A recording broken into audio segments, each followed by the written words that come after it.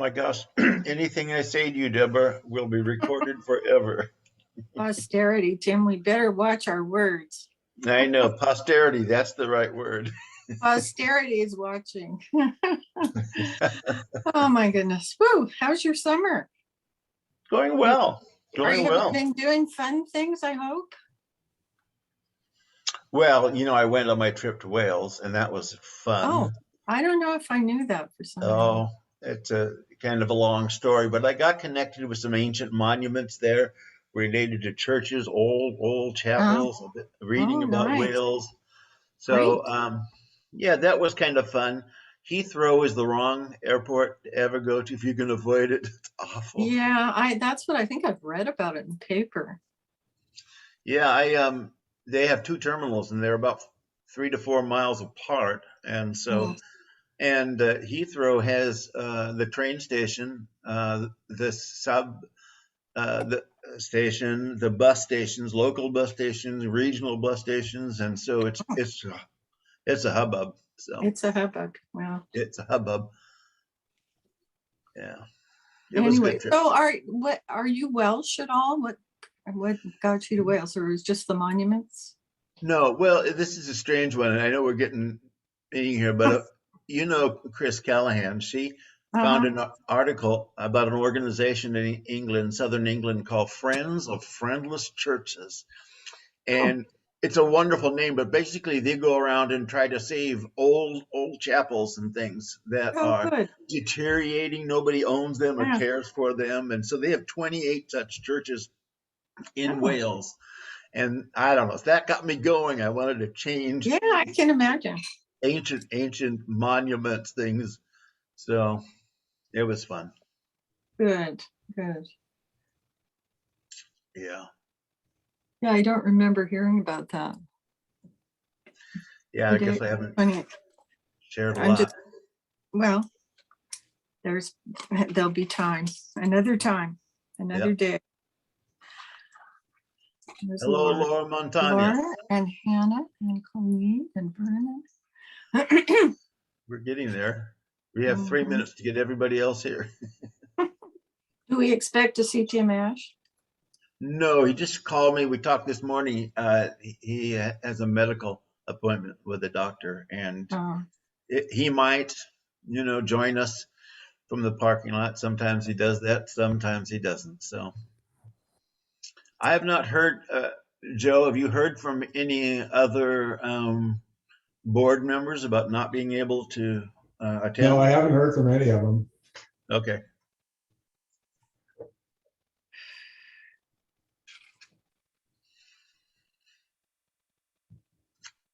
Laurel, it looks like you're emerging out of the ocean when you came up.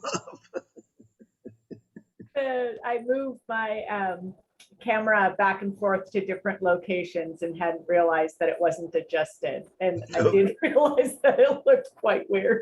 It was amazing. It was impressive how much.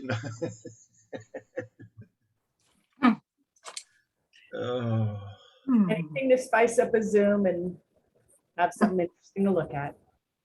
Is that a North Coast picture? It looks like Trinidad, kind of.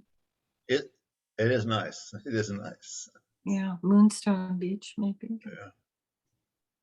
Shiny.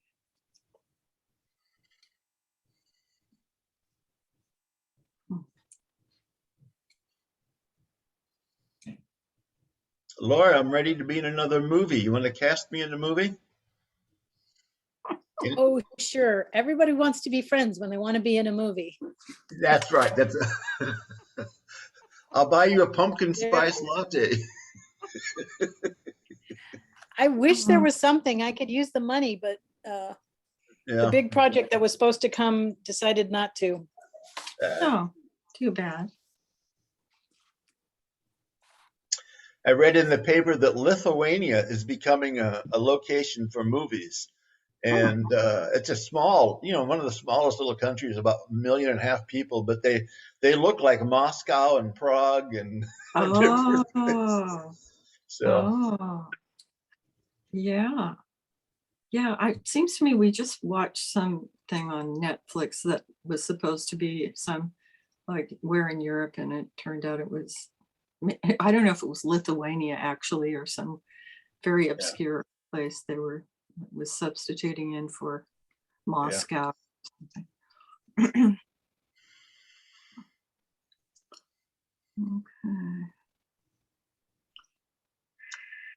My clock says it's actually 12:16. We don't have. Yeah.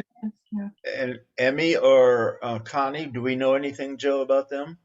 Emmy will not be here. She's out of the office today. Jack Brazil is also out.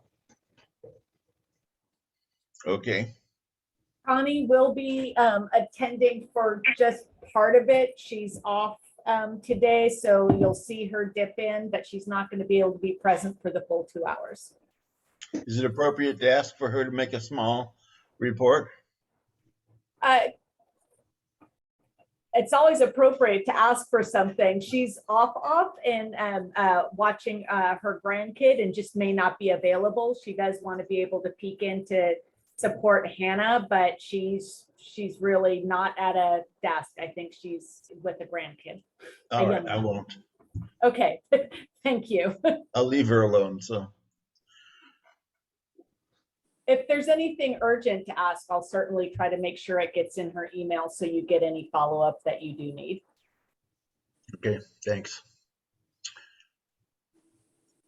Then I'm going to call the meeting to order, and I want to welcome everybody. This is the monthly Behavioral Health Board meeting. We're an advisory board to the Board of Supervisors. We hold this regular meeting on the fourth Thursday of each month, and it runs from 12:15 to 2:15. This is a public meeting, and everyone is invited to attend, and we invite comments on our agenda items and presentations. Please note at this time that the meeting is being recorded, and if when you want to share something that really is bothersome to you, let me know and we can mute it. If that doesn't work for you, you go ahead and call me as a board member and make your comment, because we do want to hear it. The minutes in the agenda can be found simply by Googling Humboldt Behavioral Health Board, and you will find such information within a list of committees, past as well as upcoming. We start every meeting with a roll call of the board members, and then an introduction to staff, and then members of the public. We invite you to share your name. If you'd like to, you don't have to. We also invite you to give us your preferred pronouns. So we can begin now. I'll say more about public comments later on it. So Joe, you want to start the roll call for us? Sure. Alyssa Norman. Here, she, her. Laura Montagna. Here, present.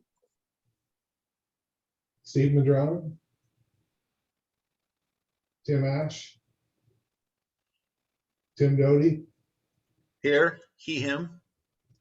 Tracy Connor. Madison Flynn. Allison Tand. Debbie Hartridge. Here, she, her. Colleen Broderick.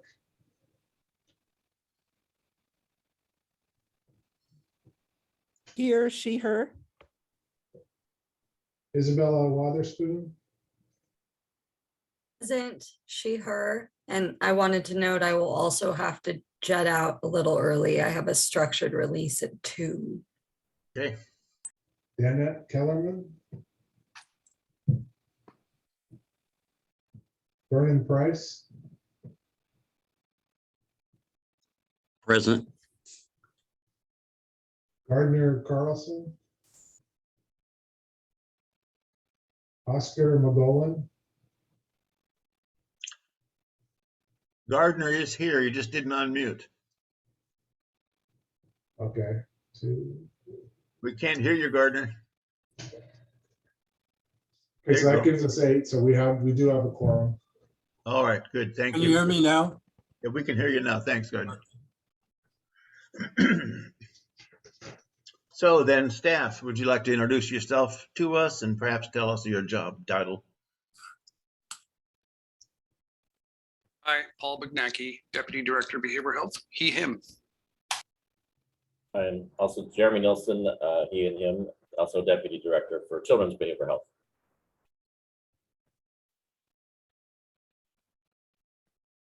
I am Sharon Wolf, a legislative analyst for DHHS. Good to see everybody. And Laurel Johnson, I'm an analyst in administration. I go by she, her. My name is Aaron Zell, he, him, and I am an analyst for behavioral health. Hi, I'm Christine Messenger, and I'm with the DHHS Communications Group. Hi, everyone. Sonia Lovey-Boyd, she, her, and I oversee the Humboldt County Transition Age Youth Collaboration and the peer coaches, part of the Transition Age Youth Division, the TAY division. Great.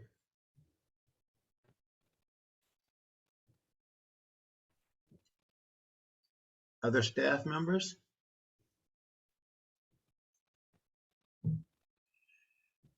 All right, can we invite members of the public to introduce yourself to us at this time? My name's Hannah Ozanian. I'm working as a consultant with DHHS on the Navigation Center project, and I go by she, her. Hey, Hannah, wonderful to have you here.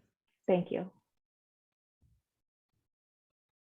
My name's Katie Wilson. I'm a local psychiatrist. Great, Katie. Hi, everyone. My name is Megan Harden. I'm with the hospital council. First time tuning in here. Preferred pronouns are she, her. Thank you for having me.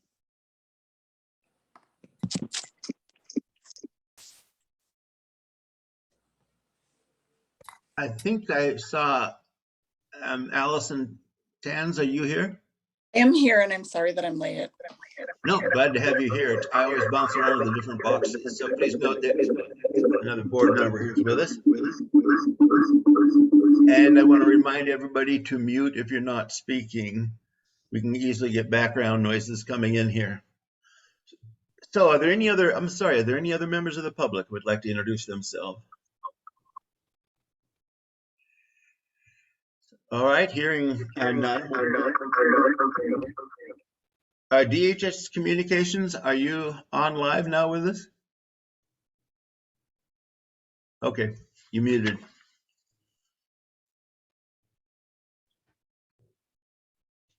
Oh, okay, got it. Got it. Okay, thanks. So the agenda is before us. It's not a complicated one. The major thing we're doing is a presentation on the Navigation Center. But are there adjustments to the agenda, particularly if you need to be leaving early? Any adjustments? Hi, Laura Montagna. I need to leave at 10 minutes to 2. I'm so sorry. All right. All right. We'll make sure that presentation and some other things get done before you leave. Thanks. So we'll move on to item number 4, and that is a time for public comments. Public comments are encouraged. We ask you to make your comment about things related or under the jurisdiction of the Behavioral Health Board meeting. We give you 3 minutes to do that. We ask you to do it in a respectful manner. I think that's what I want to say. So I invite members of the public. Would you like to make a comment at this time?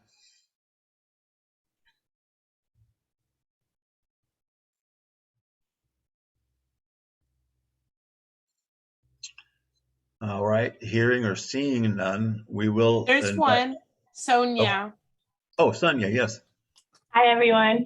I just wanted to extend the invite that HCTC, the Humboldt County Transition Age Youth Collaboration, is hosting a Transforming Organizations training with the Cultural Responsiveness Group next Thursday on the 4th, I believe at 4 o'clock, and maybe a flyer has gone around, but it's open to the public as well. So if anyone's interested in that training, please attend. Okay, thank you, Sonia.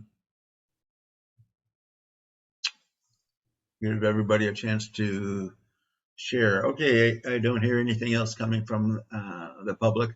We'll ask for public comments after the presentation as well, so you have a chance to share your comments on that as we proceed. So the next thing is an action item, and that is the approval of our minutes. They've been sent out to everyone, and so invite comments, corrections, typos to be changed from members of the board.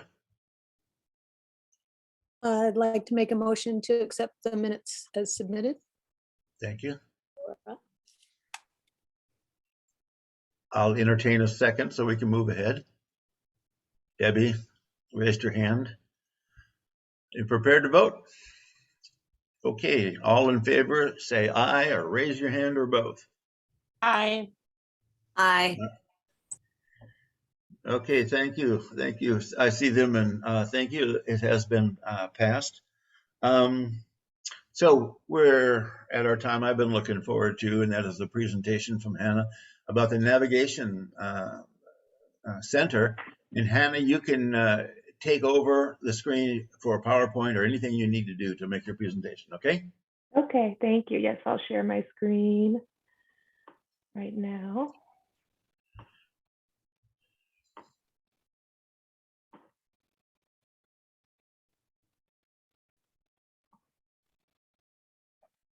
All right. Well, good afternoon, everyone.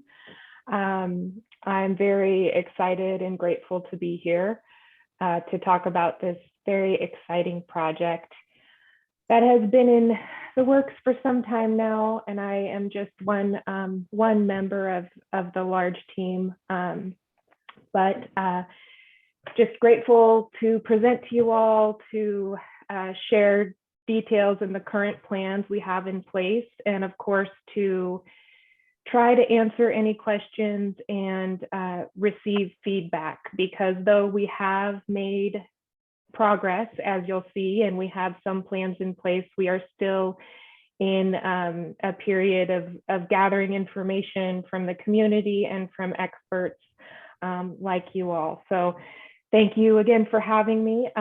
I have, let's see, this opening slide is just what we have done to date. So we've done an RFI and a contractor selection as far as who we intend to operate the program, which would be Redwood Community Services.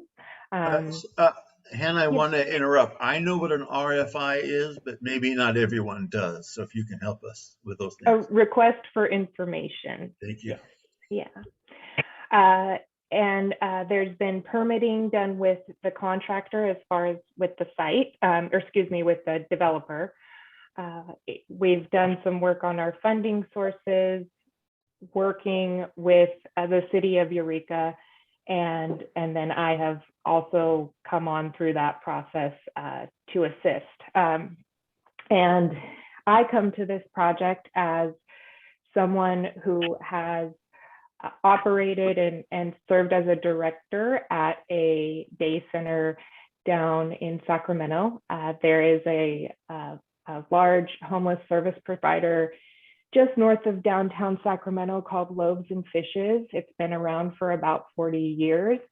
And one of their large central programs they have is a day center that serves hundreds of adults each day. And I had the honor to serve as director there, not only just learning the operations and understanding and working out the details of day-to-day issues of running a large program like that, but also during a time when the program moved from its original location at one side of the campus and to the planned out large new facility in 2017. So I have some experience. I have most of my experiences working, running the operation of a program like this, but I also do have experience with implementing a new facility. I also come to this project as someone from Eureka. I am back home and living here in Eureka, raising my family now. And my passion for working in homeless services is rooted in Old Town, in this neighborhood we'll be working at.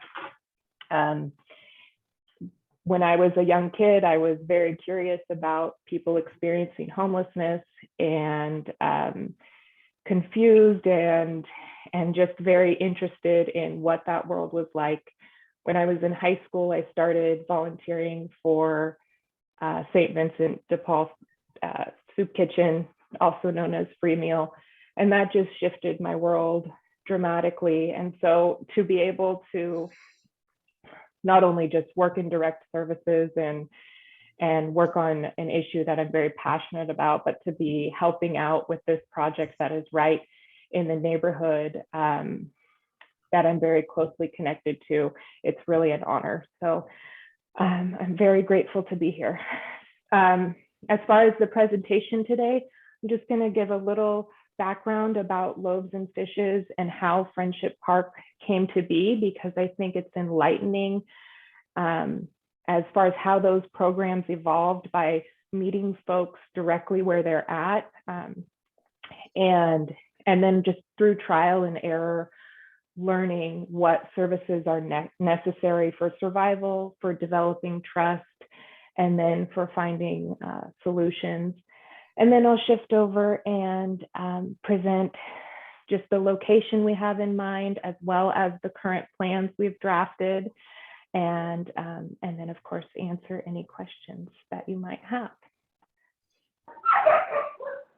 So Sacramento Loaves and Fishes, if you may be familiar with this large campus just north of downtown Sacramento. If you've never been there, they are very open to tours. It's quite an interesting, miraculous place in my view.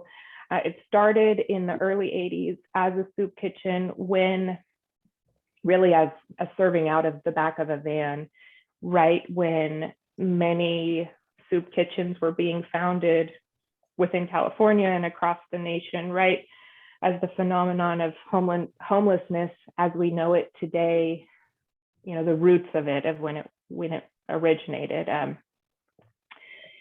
And what happened is, you know, at first they were serving, 20 men, and then over those mid 80 years, the population started to grow and change. And as the population became more diverse, and as the board and staff and volunteers started to learn more about individuals experiencing homelessness, then different programs and different services were provided. So today, for example, in the late 80s, there were more and more families, young children, and eventually they founded Mustard Seed School, which is a school that serves families of young kids and focuses their outreach efforts specifically for families. And then it also sort of just, separated that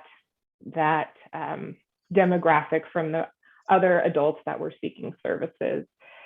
In the late 80s as well, showers were a huge need. And so they developed a men's wash house first that currently offers about 150 to 200 showers a day. There were overtime kennel services provided for animals. That was the first kennel for individuals, pet owners experiencing homelessness, I should say. And that was the first one in the United States. And then a legal clinic developed mainly for helping folks work off their camping tickets through community service, and also helping with different legal issues people might have. The county had a clinic, a mercy clinic, just kind of a triage clinic that still exists today. There's a women's center. So there are 13 programs total, and all of the programs are rooted in our responses to observing of a need. So I think I mention that because over the 40 years, it's really been trial and error as far as what works and what doesn't work when it comes to serving people experiencing homelessness. And I think It's just, it's really about going to people directly rather than imagining what people need. It's really about looking at the population themselves. The program I worked for is Friendship Park, and this is again towards the late 80s as the line for people were waiting for their lunchtime meal, often their one meal of the day. The line would form and people would be waiting 5 or 6 hours just to have something to eat. And so the board and staff and volunteers came together and said, okay, we need to find a location that's dignified so people can just have a safe spot off of the sidewalk to wait for their meal that they need to survive. And so they opened a small courtyard that they quickly grew out of, and then opened the original Friendship Park in the early 90s, which was just about 3/4 of an acre. And again, it just started as a location for people to be. And then over time, right, the first thing they put in were bathrooms. Of course, that's necessary for any human being. And then benches for people to sleep on, to get some rest on, shade. And then over time, a couple of different types of kiosks and outreach trailers for different entities to come down and meet people where they're at. One in particular was DHA, which is the equivalent of DHHS in Sacramento County, and to help people with their eligibility, to help people with their EBT cards and making appointments. And so again, it's a smaller example of just how the program blossoms and grows and evolves depending on the needs. So just in quickly showing you, this is the campus of Loaves and Fishes itself. So this is the entire 5 acres, this triangle. And the original Friendship Park was located right here, so kind of an offshoot. And when the board over at, this is sort of like 2005 or so, they were really outgrowing the original space, and they decided, well, let's start to fundraise and develop what would be our ideal facility. What would it look like?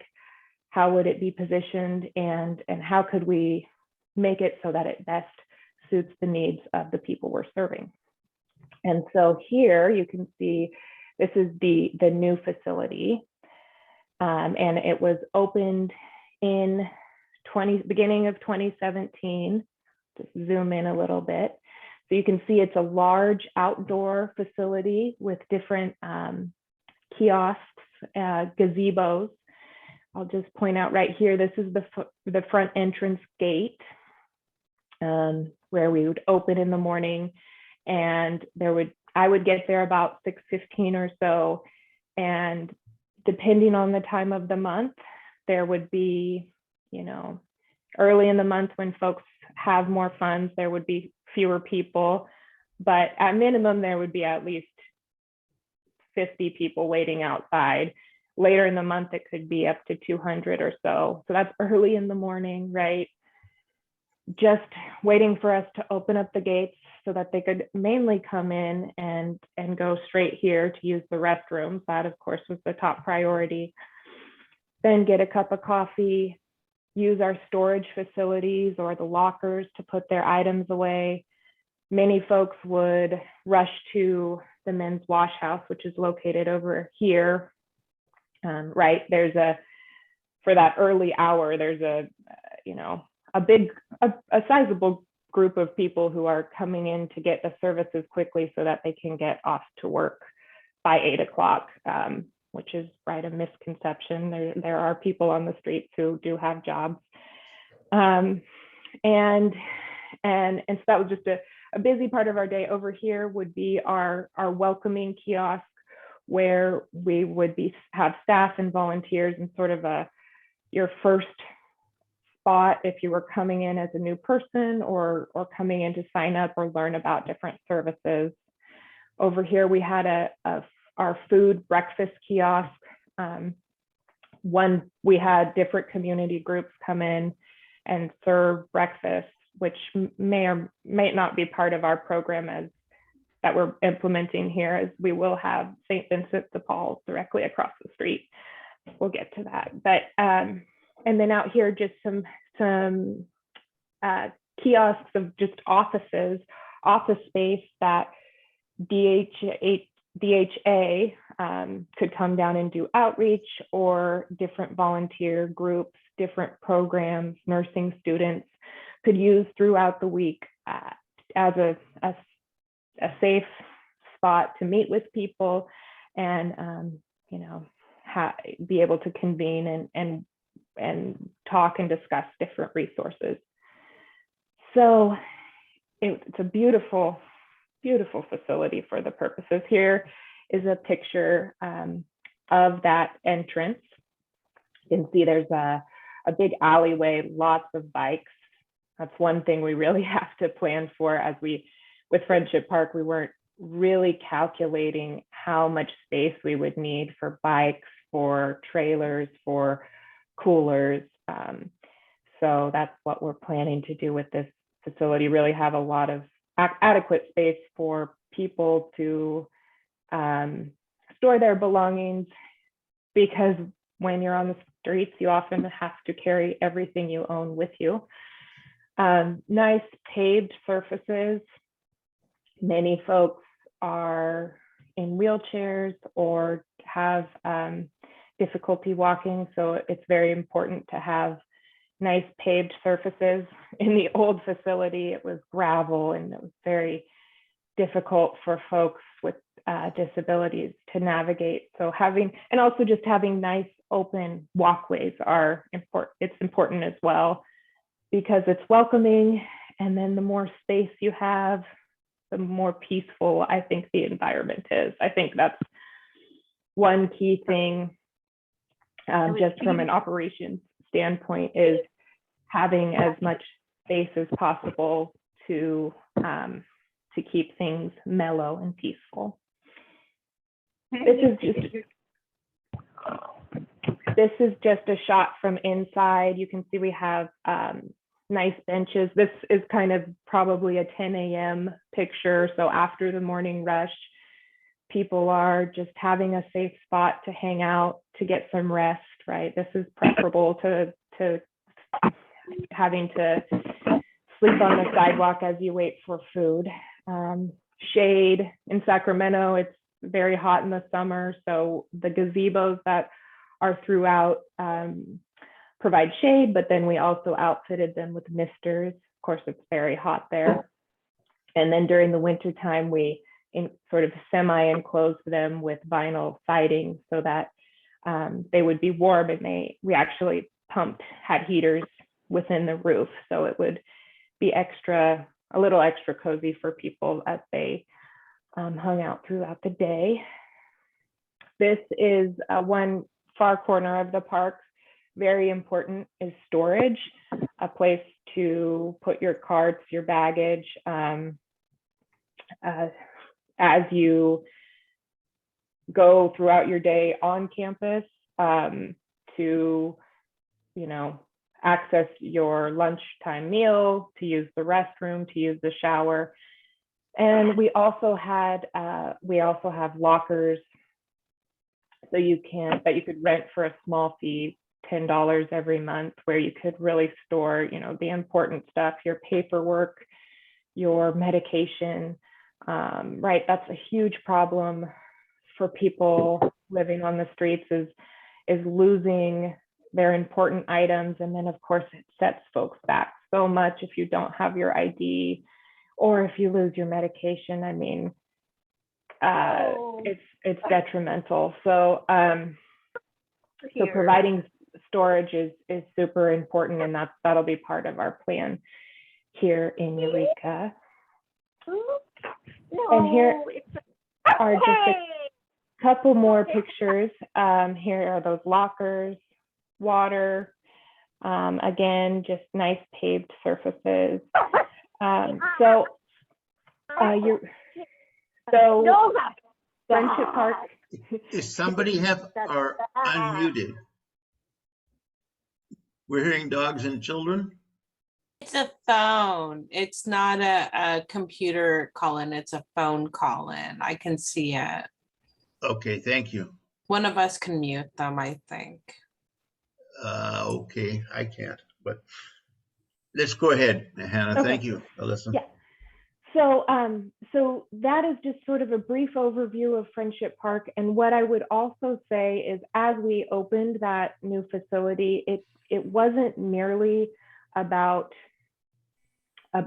creating, I mean, of course, first and foremost, it's a place for people to be where they're welcomed during the day, where they can get access to basic services that they need, right? A restroom, hygiene services, clean clothes, and then connecting to a place for folks to connect to agencies. So those are the priorities, but also from creating that space, it's also really impactful for the larger community.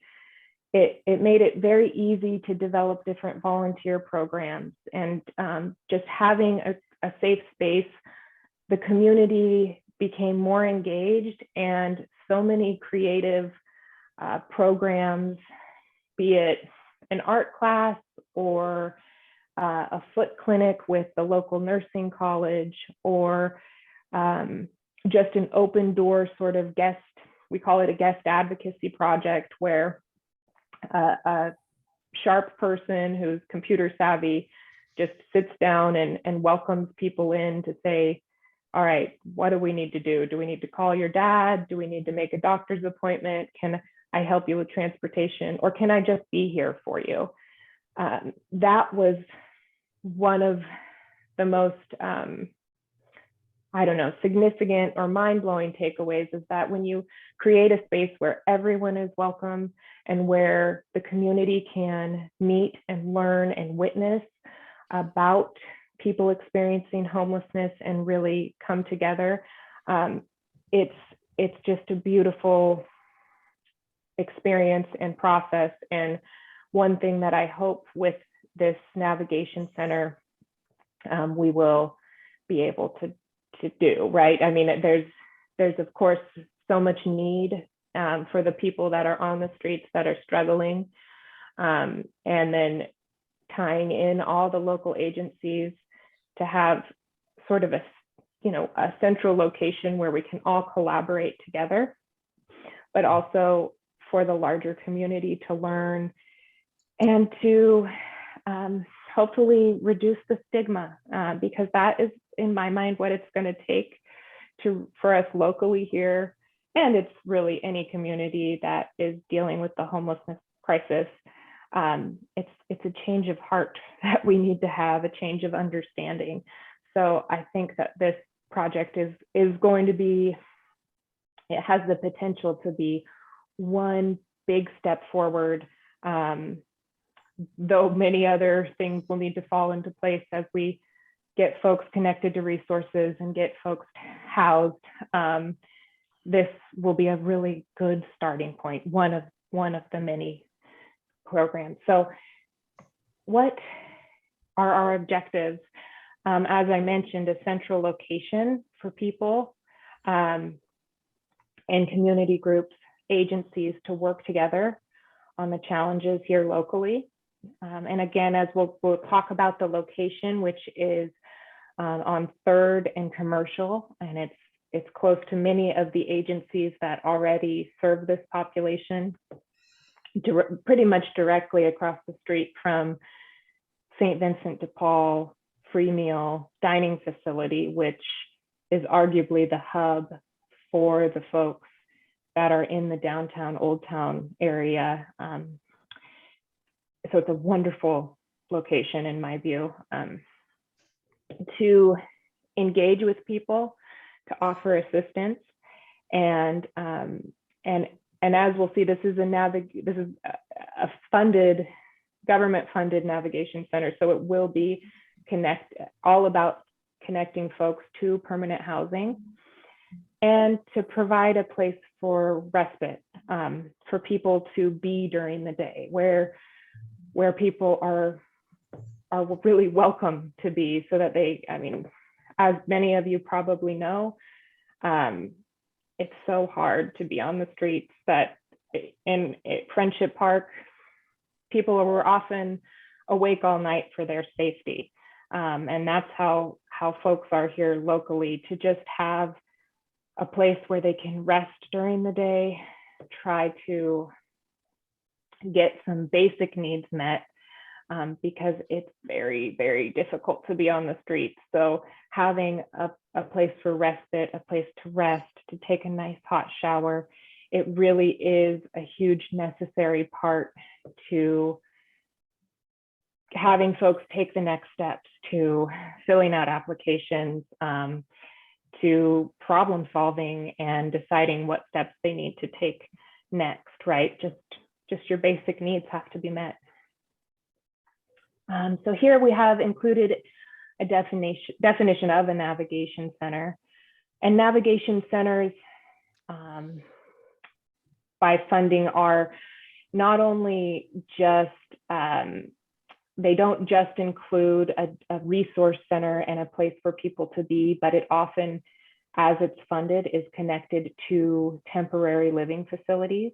So that will be part of our project. So we just have a few, we're planning for 10 to 15 or so people to living spots that would be upstairs in our facility, as you'll see. But navigation center means a housing first, low barrier, service enriched shelter focused on moving homeless individuals and families into permanent housing. So providing that temporary living facility, as well as a strong case management team to connect folks to the resources they need, to income, benefits, health services, shelter, and housing. So, as I sort of mentioned, that we'll have our navigation center, you know, the day center area, the resource center area will be located downstairs, and you'll see the drawings, the mock-ups we have in shortly. So the services would be the assessment for service needs, so outreach intake process of some sort, access to social workers, mental health clinicians, community outreach organizations, hygiene services, right? Restrooms, that in my view is probably the most needed service for anyone down in that Old Town area, is just a clean restroom to use, showers, a clothing closet, as well as laundry assistance. And we'll have a space for community classrooms, a computer lab for people to work on different documents or to connect with their families, storage facilities, so lockers, as well as temporary day storage, a bike kitchen where folks can work on their transportation, a kennel for animals, so folks can use that while they're at the facility. And then, you know, if they needed to board their animal, so they could go across the street and have lunch at St. Vincent de Paul, or perhaps, you know, go to a doctor's appointment, a safe place for animals to be, and then also connect those animals and pets to veterinary services. And again, as I mentioned, just a safe place for people to be during the day. For the shelter aspect, which will be upstairs and operate as a separate program, right? Perhaps someone will, in that, you know, there won't be much overlap as far as, you know, you won't have access, unless you're living upstairs in the shelter, you wouldn't have access to it during the day. So that will be non-congregate, so separate spaces.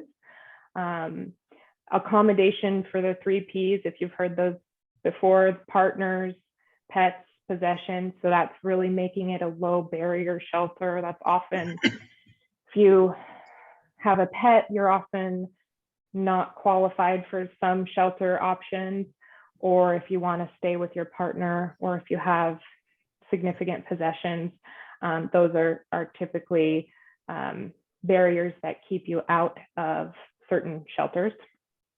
And then a dedicated case management program to assist with the process in transitioning to permanent housing.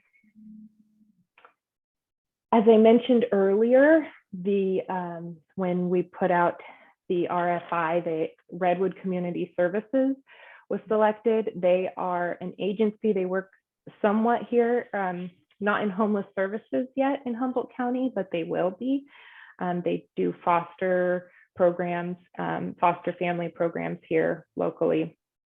But in Lake and Mendocino counties, they do serve the local population experiencing homelessness.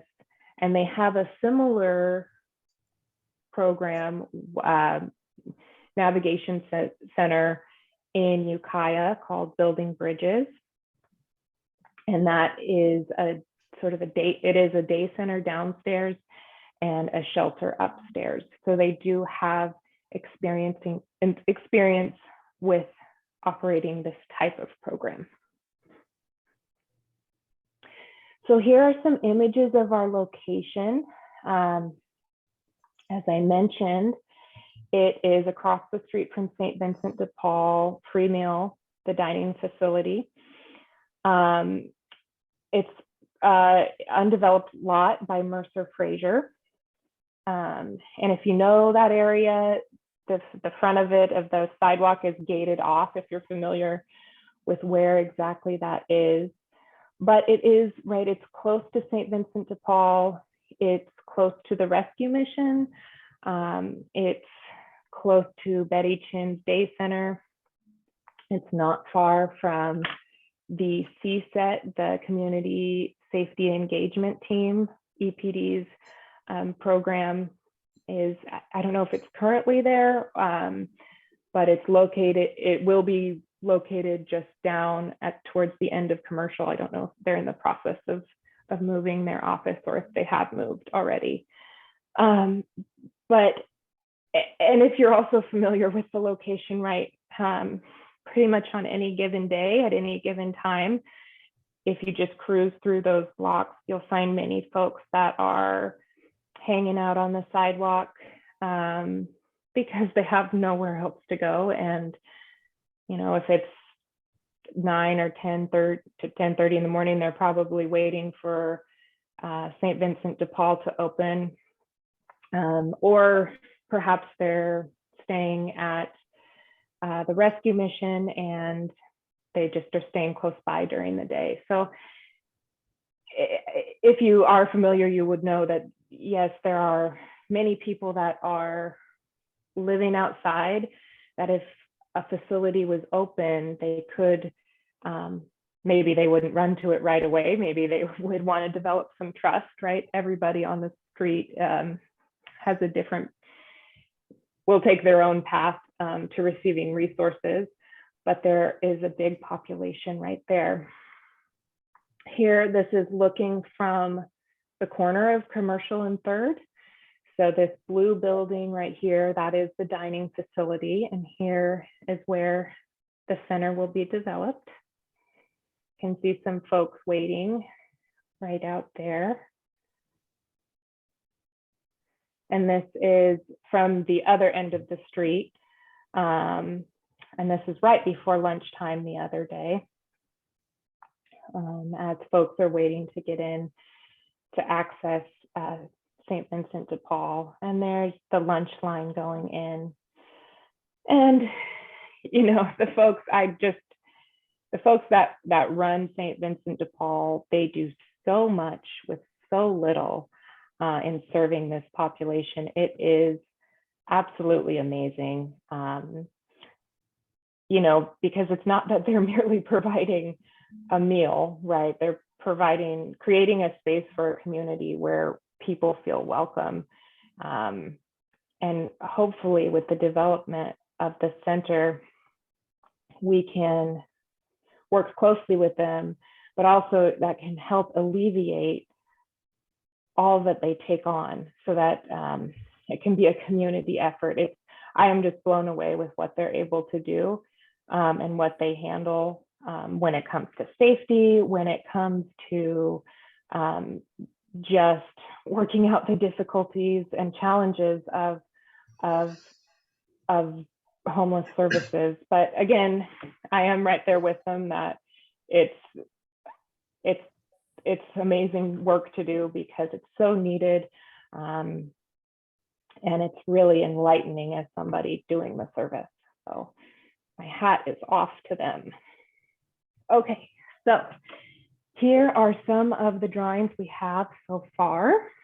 So this corner right here, this would be the corner of Commercial and Third. As you'll see, we initially had 2 buildings planned. In the first phase, we will have 1 building and then a large courtyard, and then hopefully later down the line, we'll do a second building. That's the drawing so far. So here, this is a little bit more enlightening as far as the bird's eye view. So if you can imagine, say that the entrance to St. Vincent de Paul would be right here. Again, here's Commercial and Third. And we'll go inside the Navigation Center shortly, but there's a large courtyard. So people could enter right here. We will have lockers, a covered pavilion area right here. So to keep folks, well, to provide shade, but also to provide protection from the mist and the fog. Storage area, we'll have a kennel planned for right here. And again, all these are just our plans as of now, and we're open to feedback as far as the positioning, but then also the services that we're offering themselves. A bike kitchen area, many benches for people to relax. There are so few benches around Eureka now for people to get some rest. And then right here, as you'll see, as we enter inside, this will be so, folks can enter right here. And then a welcoming window will be located right here where people can, newcomers can get the rundown as far as what is available there at the center and what is available in the neighborhood. Get information on resources, dates, and times, and just get oriented. Or also maybe sign up for a shower, sign up for DHHS outreach if they're coming later in the day. Just kind of one welcoming spot, which I find is very important, because not only is it important for people that are regularly using the services, but it's so important to start off on the right tone, the right note when newcomers are coming down. It can be a very intimidating moment to reach out for services, enter a new facility for the first time. So if you can have staff, well-trained volunteers there to welcome people, it makes the world of difference. So a large exterior space, and then here we'll go down to the current iteration we have for the downstairs area. Again, we have a welcome window here. And then if you could, as I mentioned, say you signed up for a shower, you could, probably a staff would have to lead you over there, provide you with towels if necessary, and you could access these showers from the outside.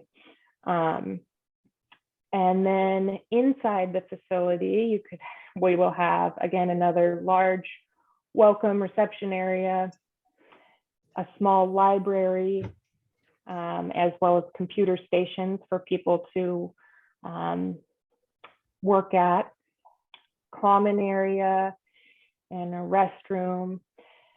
And then we will have a big classroom up here that could be used for some sort of workshop, depending on, resources available. If there are particular programs, it could be used for an art class. It could be used for an AA meeting, just a space where if agencies or volunteers or advocacy groups want to come down and connect with our folks, they will have a nice welcoming classroom to use. And then we'll have interview rooms for outreach workers, provide folks with confidentiality, a confidential space. And then here on our left-hand side, this area would be for staff. So a kitchen, a conference room for staff meetings, as well as offices, shared offices for different entities coming in and out, and perhaps some folks will be permanently stationed there.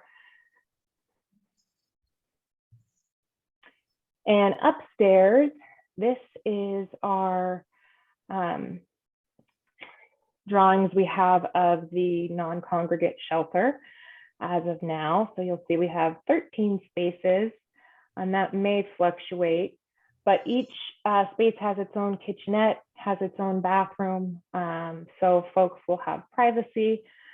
And then we'll have resident services, which will likely be run by Redwood Community Services office up there to run the shelter and provide case management. And there'll be an elevator as well, which is very important.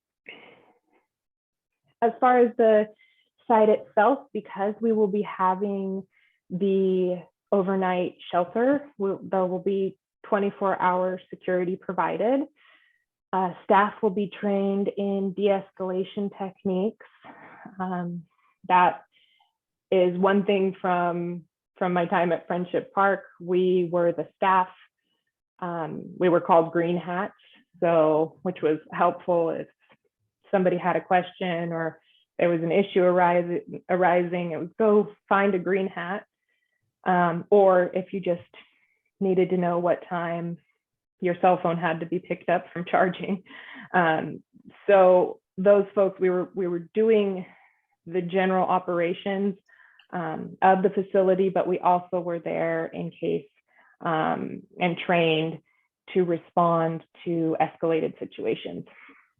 And it's often folks feel that,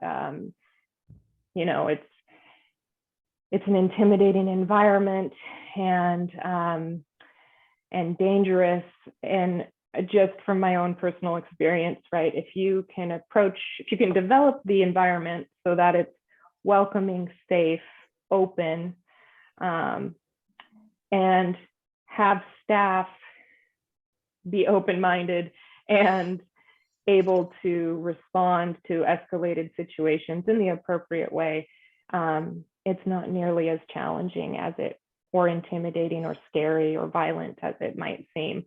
Of course, escalated situations do break out, and there are times when you do need assistance from law enforcement, but there are so many things you can do to. Hannah, I want to jump in. I want to make sure we have time for questions and Sure, sorry. Yeah, and I'm almost finished. And then just as I noted, we will have the community safety engagement team with us through the process of developing. Yes, funding sources. So the HHAP grant funds, as well as funding from various DHHS programs, which Connie, or perhaps Connie could be more helpful. I don't know if she's on right now, in elucidating that. And then yes, questions. Thank you, Tim, for the time reminder. But thank you all, and please let us know if you have any questions or thoughts today or in the coming months. Okay, I see a hand up. Two things. One, can you make hard copies or copies of these available to board members so that we can share them? Could you make them available through Joe McManus or something? I believe so. Okay, that would be nice, and then he can email it out to everyone. Okay. And then let's open up the screen to all of the, remove your screen and get us back as a group, okay? Okay. All right, thank you. And I glad to have you with us, Connie. I know that you're off and you're watching grandkids, and I see your hand up, so you have something you want to share with us. I do. First, I just want to, well, and thank you. I didn't realize that you knew that I'm on vacation and I'm watching my grandson, and told he was just in here a minute ago saying, yeah. So sorry about that. But I do want to just say there's a couple of things that I just want to acknowledge. Hannah, for one, thank you so much for doing this work with us. I really appreciate you and the work that your historical knowledge, and then just your passion and compassion for our most vulnerable. I really appreciate that. I want to just add some context though. The city of Eureka and the county have been meeting regarding homelessness issues in the city of Eureka for years prior to me being director, actually. And then, and about, 5 years ago, we started as a county and city talking about the need for a place to be. I was envisioning a day center. And then after we talked about having a day center and a place for people to be, then other counties and states started talking about navigation centers and what that looks like and the responsibility around that. So I have to acknowledge the work that the city of Eureka and really Miles Slattery and Leslie Castellano has been a big part of visioning this navigation center. But this has been my to-do for 5 years. I've been begging for individuals or community members to come up with a place where we could do this. And I guess I would be out of place if I didn't say Mercer Frazier and Justin Zabel. He's on the board of Betty Chin's. There's a lot of community that's involved in this work, and there will be more community that will be involved in this work once we have more community meetings. I really look forward to more volunteers and classes and things that can happen there. I just can't say enough. I'm very excited about this. Otherwise, I would have stayed on vacation and not been at this meeting. But this is like really important to us and our city and our folks that need a place to be. It's just really important. So thanks for letting me talk, and I'll be quiet now. Please ask questions. Thank you very much, Connie. Appreciate your comments. I want to make sure everybody has time there. Colleen, I see your hand up.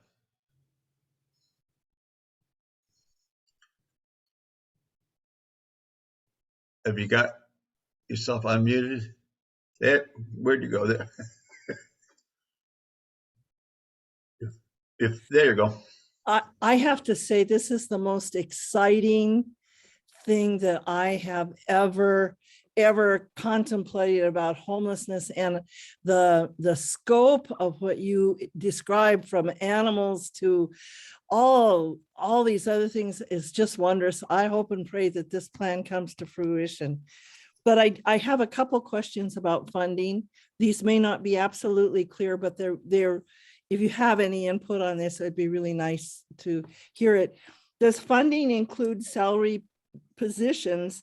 And if you can, is that a breakout of local, county, state, and federal funding? And is there like a commitment time-wise to the funding of this? Connie, I think that's for yeah. you.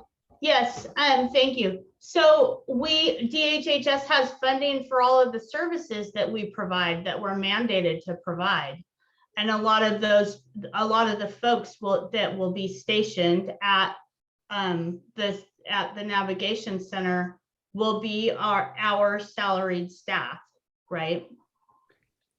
So yes. We actually plan on moving some of our staff from a location at Coster Street to this location. Is there a date, an estimated time date on this one? I am trying really hard to narrow that down with the contractor, with the developer. I will say though, the permitting for the building itself, all of the permitting, and I'm not going to think of the right commission now, but all of the permitting has been done for the building itself, and now we will work on tenant improvements for the building. And one last little piece of this, on a daily basis, I encounter lots of people who want to volunteer in terms of homeless projects, and there is no organized strategy for getting them. So people who really want to come into the system and be helpful in a volunteer basis need a way of being organized and targeted for the things they want to contribute. And so one concern that I would have is if there was organized volunteer recruitment by a salaried staff person. And thank you for your time so much. I really appreciate you saying that, Colleen, because I do think that that's something that, I mean, we're at least going to have a committee to come together to do the volunteer for this project. But I feel like it's bigger than that, right? Because yes, we aren't going to take the place of any of our community partners that do this work. We are all working together on this. And so, yeah, that's really great. Thank you. Thank you. I see two more hands up. Alyssa? All right, yeah, this is a dream come true. I've been personally fantasizing about a village sort of set up like this for many years, and it's wonderful to see that we're going to get this. So congratulations to you guys. That's incredibly fantastic. I'm just thrilled. I was given a question one time, if you had all the money in the world, what would you do? And I was like, I'd make this beautiful village. And here you guys are making it. So I'm wondering if there's going to be a chance for community organizations to be able to participate in providing services, because not only am I on the board, but I work at Tri-County Independent Living, which provides services to people living with disabilities. And we have a variety of services that we could provide, and would possibly love to be a part of providing services at this location. Is that something that's in the works, or is this primarily going to be a referral sort of a process, or what are you guys thinking for handling services and community partners? I think a lot of the process will be referrals, but also, if there's a niche for Tri-County Independent Living, then we want to make sure that we fill that, right? If there's a space for you all to be there, then that's great. Well, we got to figure it out as we go along. This is really, we're building this. We as a community are building this. That's fantastic. Okay, this isn't just like a DHHS program. We're building this. Okay, fantastic. Count us in. Okay. Thanks, Alyssa. I want to acknowledge Tim Ash has joined us. It's good to have you with us here, Tim. You're looking handsome today, and as opposed to other times. So, Sonia, I see your hand up. You want to share? Yeah, thank you. Thank you so much for the presentation. This is the first formal presentation that I've attended on the Navigation Center, and it sounds so exciting. I don't know where I've been in the last 5 years of planning, but here I am with, of course, a ton of questions. So forgive me if these are like, have been talked about in other places, but it sounds like from the presentation, it's really just for individuals. So I'm wondering if there's any planning for families or kids in accessing this space. Or what age range, you know, if someone under 18 was to show up unaccompanied, would they be able to access the resources? And of course, there's a lot of parallel to the work that the TAY division does. However, there's also going to be amenities that we can't have or we don't offer at TAY. And so just wanting to make sure that there'll be a welcoming environment for our TAY age youth. And if there's a way to collaborate on the planning to ensure that their space is welcomed for TAY, because I know they often feel maybe unease sometimes accessing adult services. So just making sure that there's maybe some collaboration with TAY on that. Wondering about, I'm just throwing all my questions and then you can just answer which ones you remember, what makes sense. But with the shelter, if families are able to stay there, if it's really just individuals and their partners, and if there's a length of time that they can stay in the shelter portion.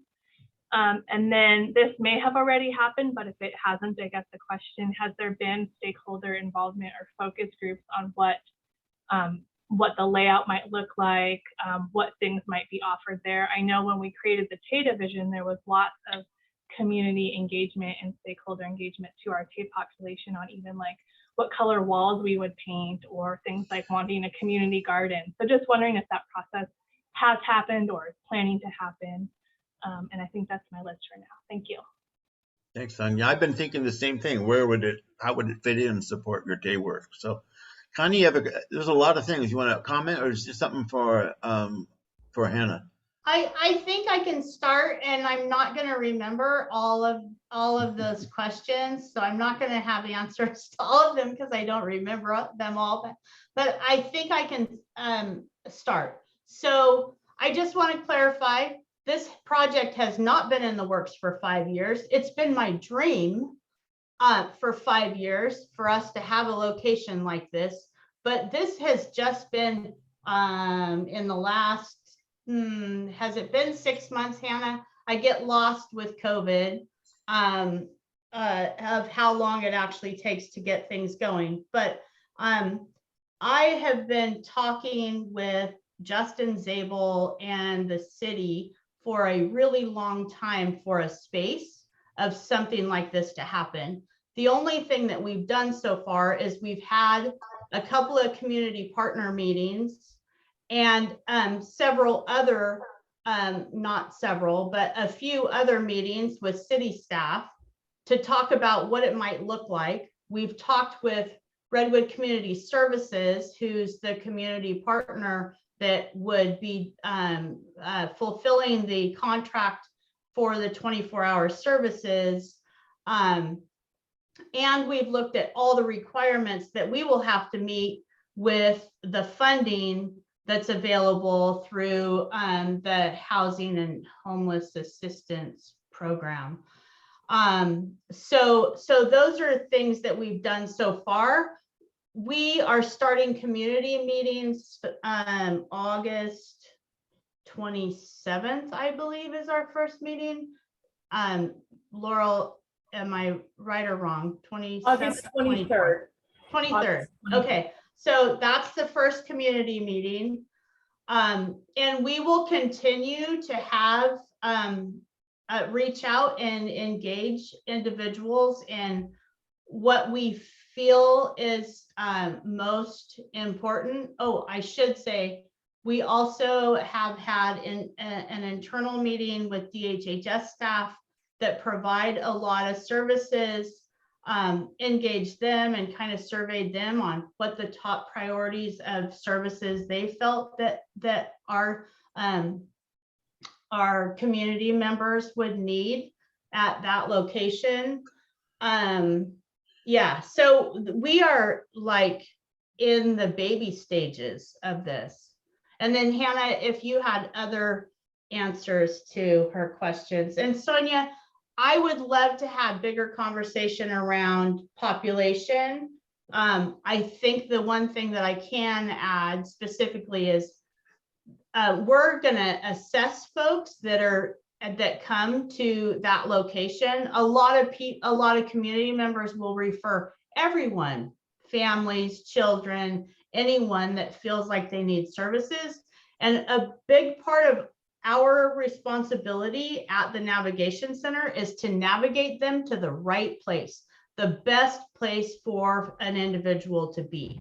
A family won't be served at the Navigation Center shelter, but they will be served somewhere, right? And so the resources that we all have available in the community, that's what we'll be referring to. Arcata House Partnership, Betty Chin, others, the Mission, all places that we currently have services.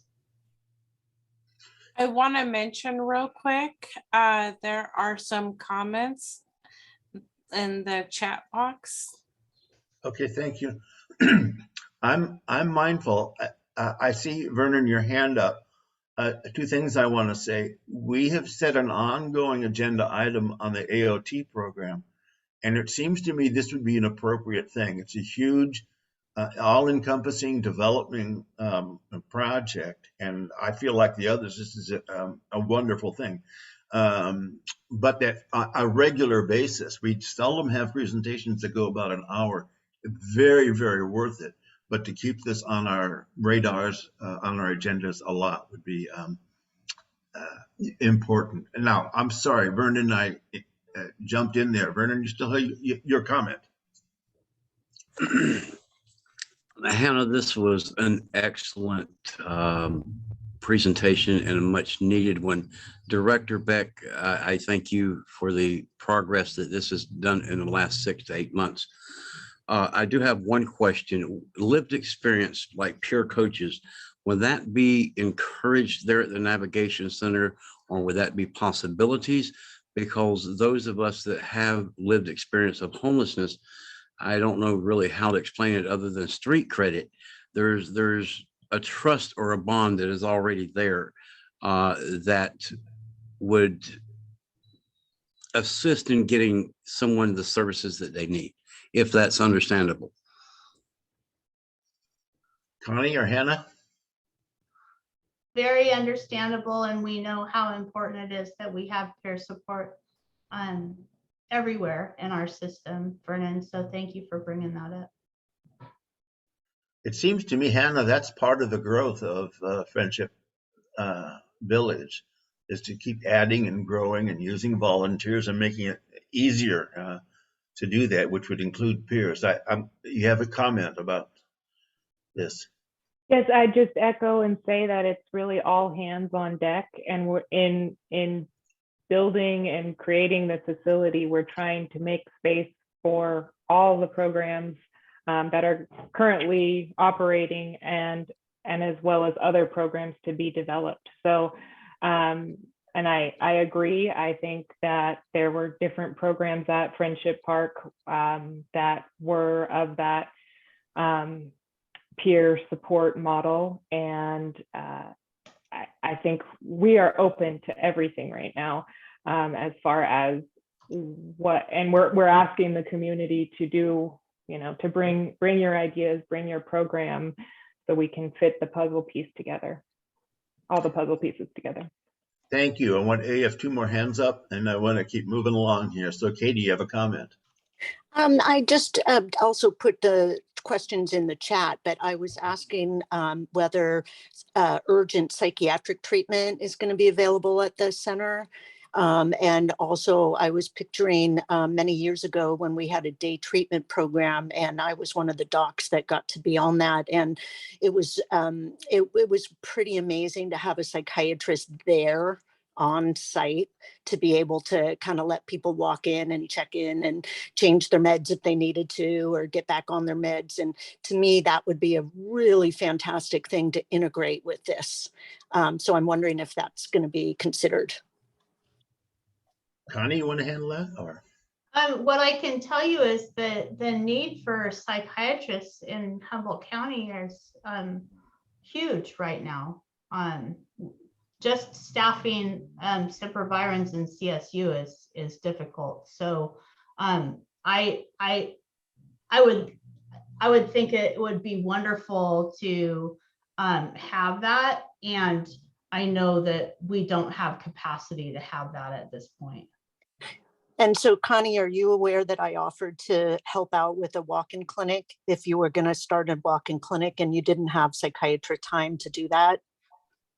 I was not aware of that, but thank you for bringing it Because forward. I wrote you and Paul and Emmy, and the main thing is that I think that could really help with people in crisis to help them get urgent psychiatric treatment. So I think that's really important component of care.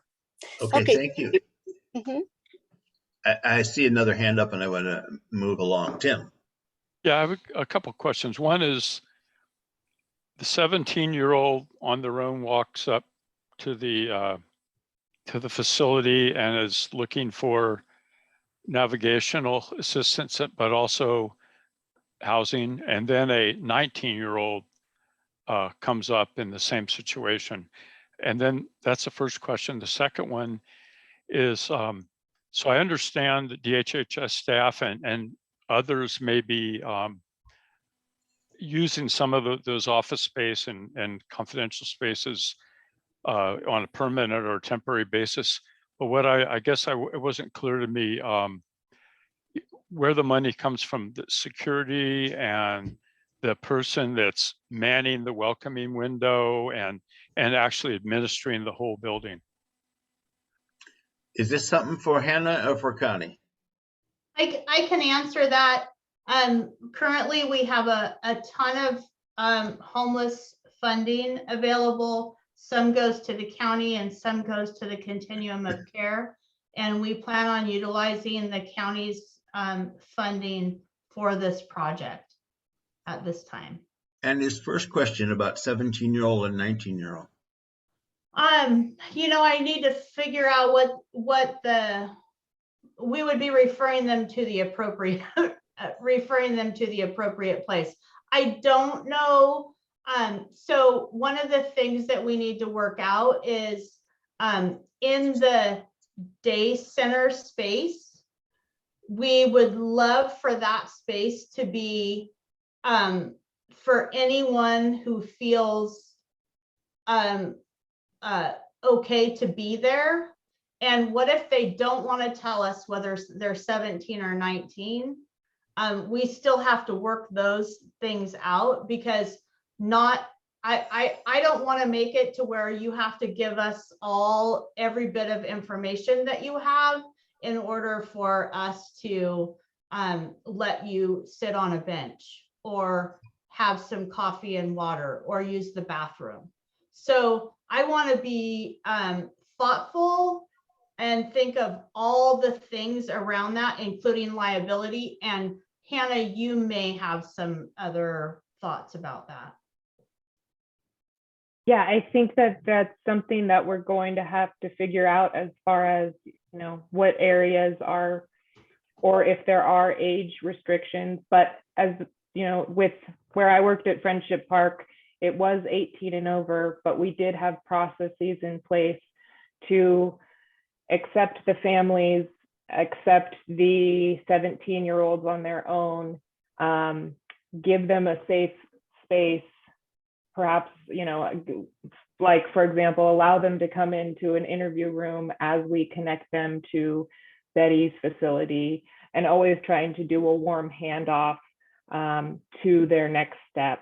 So we were pretty strict when it came to, we wouldn't have young children in certain areas just because of the population, but we always made time and prioritized anybody coming in, just as far as getting them off to the next step, next service provider, and doing a warm handoff. It was relatively easy for our facility because we had a women's center and a family center on our campus, but hopefully the staff will have very strong connections with the local agencies to get folks and be able to, you know, have a strong follow-up process with the resources that are available.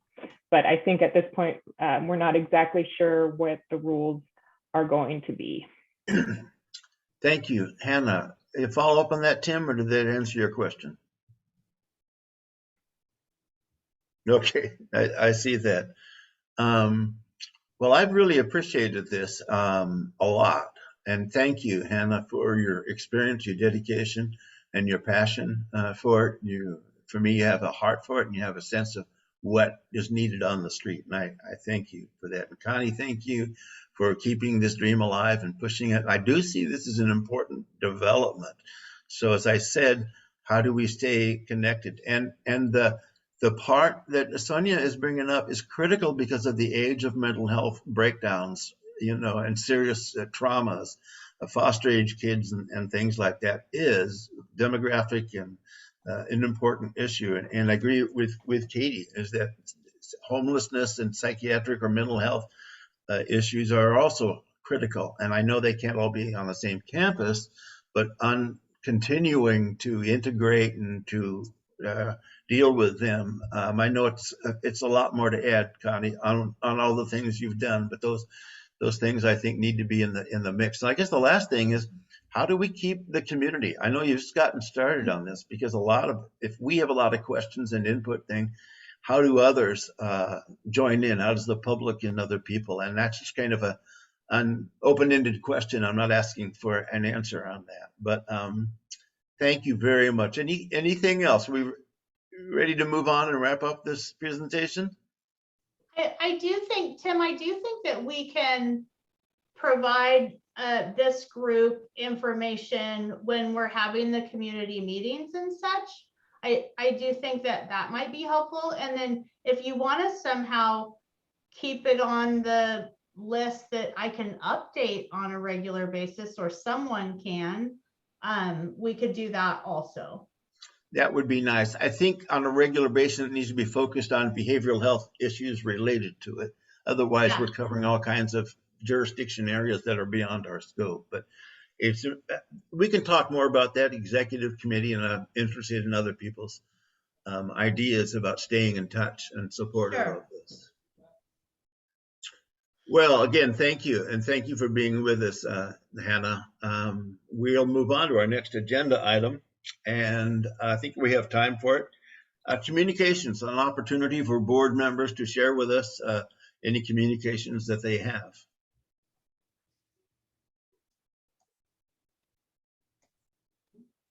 Okay. Nothing coming in from the board. Then, Connie, I'm so glad you're here. I don't want to abuse your time with your grandchildren, but you have anything else you want to move on from your director's report? You know, I guess the only thing that I would add is we are looking at other locations within the county to provide similar services like this. We are looking at space in Redwood currently. We're working with the Southern Humboldt Opportunities and Redwood's Rural on some work there. We're also looking at, we are working on co-locating with the Health and Human Services at Hoopaw with the tribe. We're doing that. There's just a whole lot of things happening right now, and I appreciate all the work that behavioral health staff is doing currently with the number of COVID, increase in COVID cases is really impacting our ability to do our jobs, because all of our staff are getting COVID. And it seems like we're getting COVID more now than we were before, which is, you know, kind of crazy, but we're having like outbreaks in all of our buildings, including the professional building. Everyone's masking again. Yeah, it's just like, it's ridiculous. So. Yep. Thanks again, Connie. And so everyone stay healthy, please, because okay. If you say so, we'll do what you tell us to do, Connie. You're the Okay.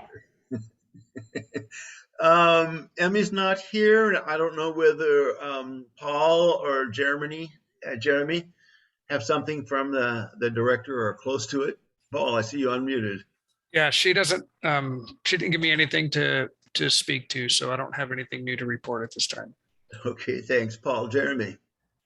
Yeah, same, nothing specific to report. Thanks. Okay, thanks, Jeremy. AOT update. Jack's not here, so I'm assuming he's the one, and we'll have to wait till our next meeting. Well, we could say that it is launched and we are making referrals. So I do know that. It's getting started. Yeah, I see a hand there from Laura.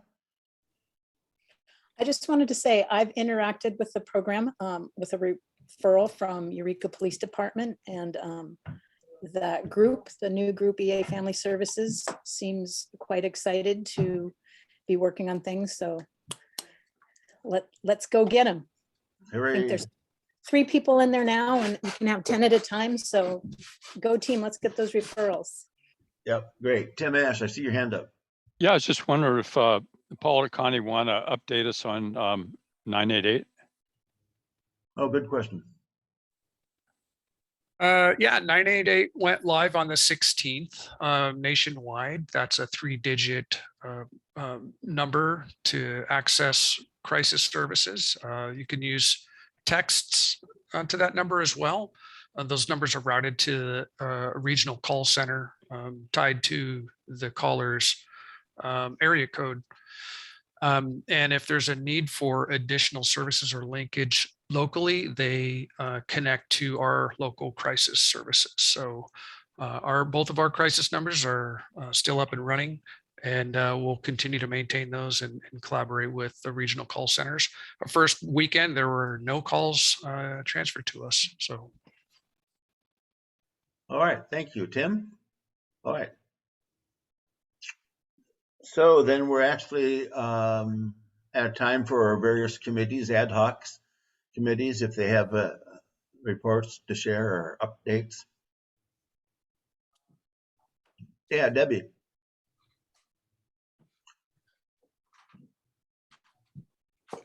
Tim, sorry, I have a question about one of the ad hocs, but maybe you're going to talk about it.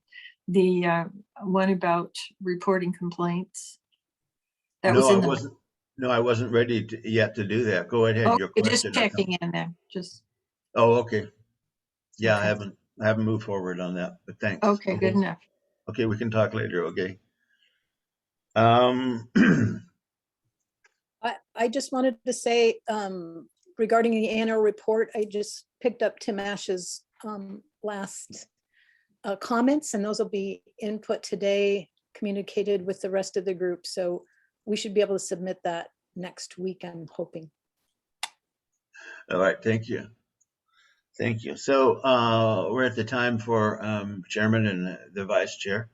I don't have a lot to say, but I do want to remind everybody or update you that we won't be meeting in August. Everybody takes a break, and but we will on September. We've planned ahead to have the first care court presentation, and that's still, the bill is not passed yet, I don't think. So there's a lot of stuff in flux about what will actually happen and how it will get to us. But nevertheless, it's important, and we're looking forward to a report about that. Sharon, is that you or Nancy? Do you know who's preparing that report? This is Nancy. I'm sure it'll probably be me with either Paul or Connie Back or Emmy. All right, thanks. All right, we're giving you 2 months to get ready. Okay, Nancy? Okay, thanks. Yeah, Katie. Oh, just regarding that exact thing, I was hoping that maybe the whoever's going to be looking into the care court and making that presentation could contact the state about whether it's going to be shared across counties and whether there's going to be funding to back the care court's proposal. That would be awesome, because to me, those are the 2 most important questions for us locally. Thank you. Thank you, Katie. Tim. Yeah, you probably talked about the beginning of the meeting. I just want to recognize all the new faces. It's really encouraging to see the new folks have come onto the board. Yes, thank you.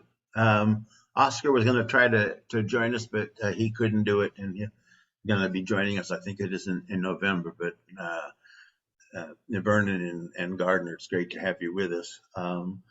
So I guess the other thing I wanted to say that Jack had said he can have an AOT PowerPoint available to us in October.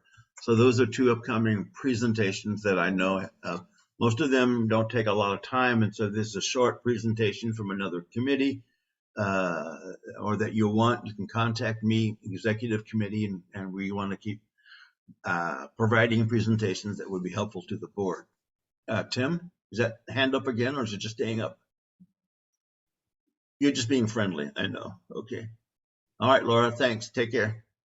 That's pretty much what I wanted to say. Again, the last thing is that sometimes we have announcements, and maybe we should have a separate time, because some of them kind of bounce around. I talk again with the executive committee, is because sometimes staff or sometimes a member of the public, or basically they just want to make an announcement, and we put that on the agenda, said please bring us your announcement at that time.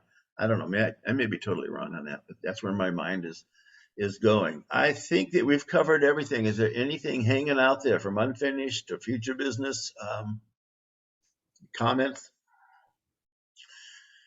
Well, thank you, everybody. I appreciate all that you do, and the meeting is now adjourned. Take care. We'll see you in September. Okay. Have a great summer. Yes, everybody. Thank you.